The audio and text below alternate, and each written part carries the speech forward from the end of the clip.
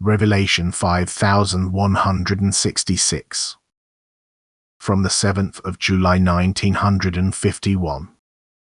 God ordained intercourse with the spirit world.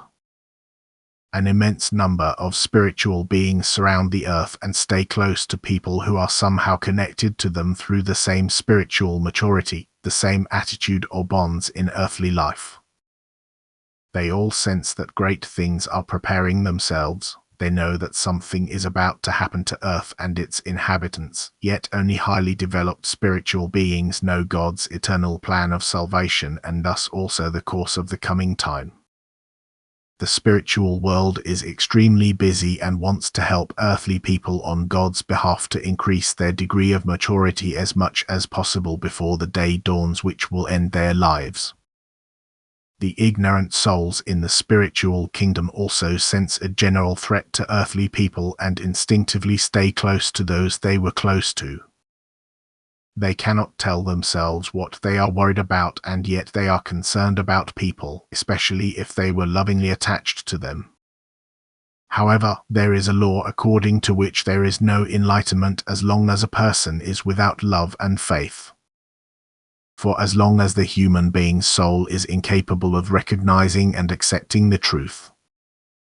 The same also applies to the souls in the spiritual kingdom which have still imperfectly left earth. They lack all understanding for the eternal truth, and thus God's plan of salvation is also incomprehensible to them. In a manner of speaking, there is a lack of thinking. They cannot grasp what higher truths are offered to them until they have awakened love within themselves and thereby attain a certain understanding. And thus, for the time being, no enlightenment can be given to these souls in the spiritual kingdom about the reason for their restlessness and concern. But they want to make themselves known to people and try in every way to direct people's thoughts towards themselves in the belief that they can talk to them and be understood.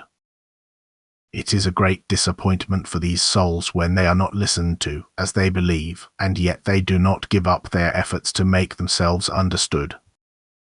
There is a certain kind of love around their retarded ones, and this love is credited to them by God and given them a way to express it.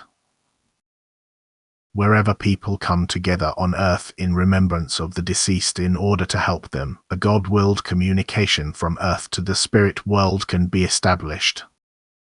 But the reason must always be love that wants to help, which will then also bring blessings on earth as well as in the spiritual kingdom. And now again the degree of maturity of those people is decisive which souls are admitted into the spiritual kingdom to be able to express themselves. People are surrounded by countless souls and each one wants to express itself, yet not every soul is allowed to do so, but all are allowed to listen and they will understand what is being said. A spiritual protective wall surrounds spiritually striving people, but the spiritual guides of the still ignorant souls also make an effort to bring them into a higher degree of realization by always hearing and understanding words of love and stimulating them to think about their own state and degree of love. Hence people on earth can also influence these souls beyond death if the connection with the spirit world is established on a God-pleasing basis. To give and receive whatever is only helpful to the soul. Spiritual strivers are therefore always allowed to make contact with the world of the beyond, but people should always give account of the motive which makes them establish such a connection.